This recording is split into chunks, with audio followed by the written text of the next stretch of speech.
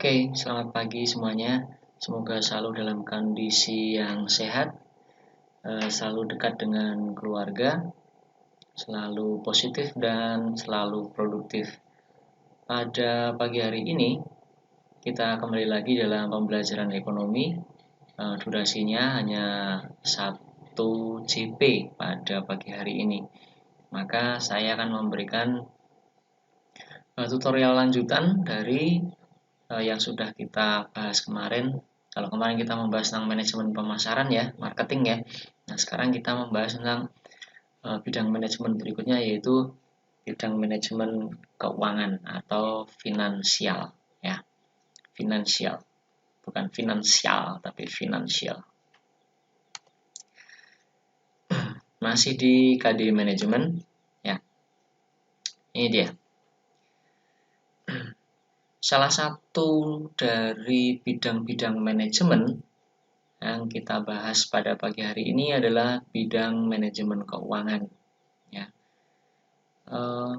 Intinya manajemen keuangan itu kegiatan yang seperti apa sih gitu? Ya tentu saja ada kata keuangan, ada kata manajemen. Maka kalau kedua hal itu digabung secara acak, digabung secara dalam pengertian yang paling mendasar, maka ya segala kegiatan yang intinya adalah mengatur tentang uang. Iya enggak? Manajemen itu mengatur. Keuangan ya uang itu sendiri. Jadi ada suatu bidang di dalam perusahaan yang kegiatannya berfokus pada mengatur lalu lintas keuangan. Lalu lintas itu artinya berarti ada uang masuk ke dalam perusahaan, ya kan? Kemudian uang itu nanti akan keluar dari perusahaan. Masuk ke dalam perusahaan itu artinya apa? Masuk itu artinya perusahaan memiliki sumber dana. Ya, perusahaan pasti memiliki sumber dana.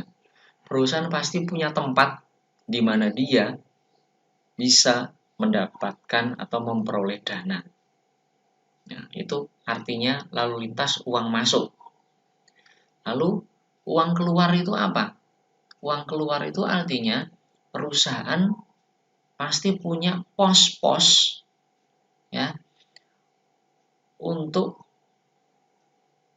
dialokasikan dari dana yang tadi masuk.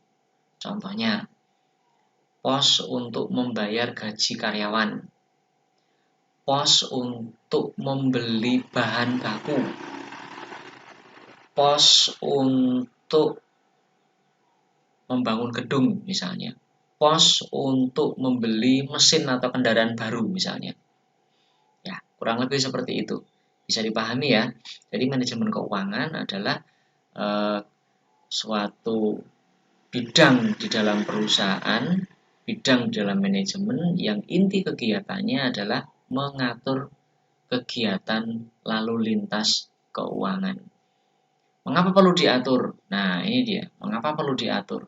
Kalau tidak diatur, kalau tidak ditata sedemikian rupa, kalau tidak diawasi sedemikian rupa, apalagi uang, wah, efeknya fatal.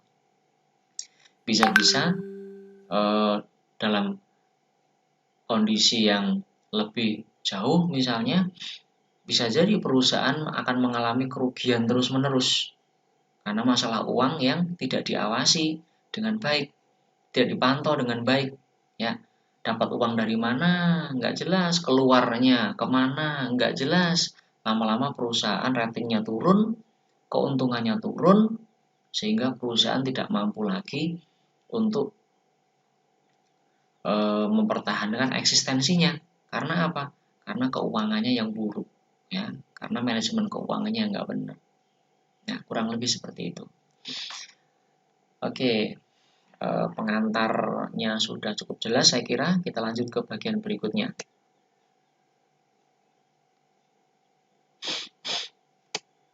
Sumber dana perusahaan. Nah, tadi yang saya katakan tadi.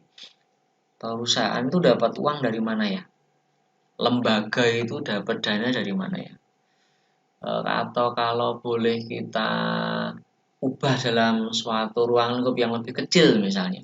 keluarga itu dapat uang dari mana ya? Apakah keluarga itu mirip dengan perusahaan? Iya, iya, mirip, mirip, ya, mirip. Punya tujuan, lalu lintas dana, ada banyak hal yang harus diatur, ya. Biasanya perusahaan dapat dana itu dari salah satu contohnya ya, menahan sebagian dividen atau keuntungan perusahaan yang pada akhir tahun atau akhir periode biasanya dibagi pada investor. Nah, ini mungkin ada sedikit konsep yang kurang jelas untuk Anda. Ya, apa itu dividen? Apa itu investor? Ya enggak? Nah, saya berikan sekilas saja ya tentang apa itu dividen, tentang apa itu investor. Saya mulai dari investor dulu aja deh. Investor adalah pihak dari luar perusahaan ya yang bersedia naruh uang atau menanamkan uang ke dalam perusahaan kita. Ya, itu investor. Nah, investor ini tentu punya harapan. Ya enggak? Investor ini tentu punya harapan pada perusahaan.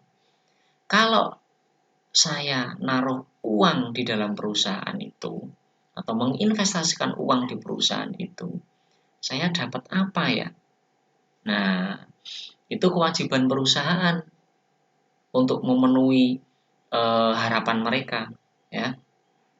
Tentu salah satu cara perusahaan dalam memenuhi harapan investor ini adalah memberikan bagian keuntungan dari perusahaan. Jadi setelah beroperasi selama 1 tahun, ya kan, perusahaan tentu dapat untung kan, besar kecil ya itu urusan belakang lah tentu, tapi perusahaan pasti punya untung. Nah, keuntungan ini diberikan kepada investor ya yang tadi sudah bersedia menanamkan uangnya di perusahaan kita. Nah, untuk urusan jangka panjang misalnya bisa jadi perusahaan menahan dividen ini. Perusahaan menahan keuntungan ini supaya di akhir tahun tidak dibagi pada investor. Tapi itu butuh usaha yang keras dari perusahaan untuk meyakinkan investor ya dengan argumentasi yang sedemikian rupa supaya mereka bersedia, ya sudahlah, dividennya tahun ini tidak saya ambil nggak apa-apa, sok dipakai dulu. Nah, salah satu contoh ya seperti itu. Dari luar perusahaan, perusahaan juga bisa mendapatkan dana dari luar. Contohnya dengan cara melaunching saham, menjual saham, atau menjual obligasi. Kemana? Ke pasar modal. Ya, nanti materi ini akan kita bahas tuntas di kelas 11. Ya, menjual saham atau menjual obligasi ke pasar modal. Ya, intinya adalah kalau perusahaan itu menjual saham, itu artinya perusahaan menerbitkan, ya, menerbitkan apa? Kertas berharga atau surat berharga. Ya. Nah, kertas berharga ini atau surat berharga ini diterbitkan dan dijual di pasar modal. Siapa yang mau beli? Misalnya begitu. Misalnya 1 lembar surat berharga tadi yang berupa saham tadi, 1 lembarnya harganya 100.000 misalnya.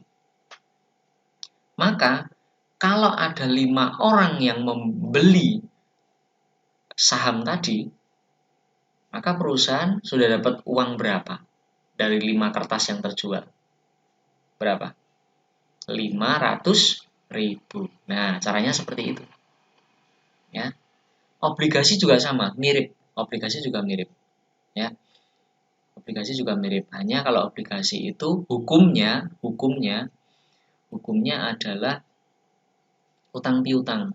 Jadi ketika perusahaan melaunching atau menerbitkan obligasi, ya, orang yang membeli obligasi tersebut itu sama saja artinya memberikan pinjaman pada perusahaan. Ya, jadi kita wajib memberikan atau pada akhir periode memberikan kembali uangnya pada orang itu. Ya. Hukumnya kalau obligasi itu utang piutang, ya, atau meminjam dari bank, ya, secara kredit atau dengan cara yang lain.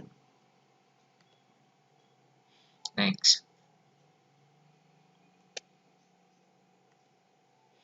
Nah, sekarang uang itu akan keluar. Jadi setelah uang itu masuk, uang itu akan keluar. Akan dipakai buat apa aja. Ya. Ada dua pada umumnya ya. Pada umumnya ada dua. Ada digunakan untuk membiayai penanaman modal jangka pendek. Jangka pendek itu artinya apa? Berarti perusahaan memakai uang tersebut untuk kegiatan-kegiatan investasi jangka pendek. Ya, jangka pendek itu artinya maksimal 1 tahun uang itu harus kembali. Ya, maksimal 1 tahun uang itu harus kembali. Contohnya apa? Contohnya disimpan di bank. Tapi dalam jangka waktu 1 tahun uang itu harus bisa kita cairkan kembali. Plus dengan bunganya. Ya enggak? Atau membeli surat berharga. Tapi yang jangkanya pendek. Maksimal 1 tahun surat berharga itu harus kita ubah lagi dalam bentuk uang tunai. Seperti itu. Kalau orang Cirebon namanya istilahnya digolang, ya, diputar, duitnya diputar lagi. Ya. Penggunaan dana selain jangka pendek, ada penggunaan dana dalam jangka panjang atau untuk memberi modal membiayai kegiatan-kegiatan jangka panjang perusahaan. Contoh, diwujudkan dalam usaha-usaha yang sifatnya permanen. Ya, permanen itu artinya tidak bisa dirupakan kembali dalam bentuk uang tunai dalam jangka kurang dari 1 tahun. Contohnya apa? Pembangunan gedung. Ya, jadi uang itu dipakai buat bikin gedung baru, atau revitalisasi gedung baru, atau renovasi gedung misalnya. Ya. Nah, gedung yang sudah berdiri itu tentu tidak bisa dengan mudah seminggu berikutnya dirupakan atau diubah menjadi uang tunai lagi. Nggak bisa, sulit. Ya. Maka gedung sifatnya adalah aktiva tetap atau sifatnya permanen yang gedung itu akan menghasilkan uang bagi perusahaan setelah jangka waktunya panjang.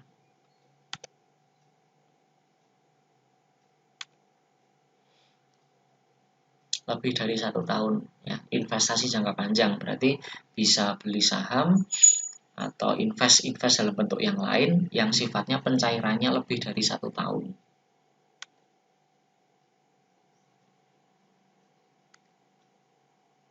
Nah, ini yang saya katakan di depan tadi. Mengapa dana perlu dikelola?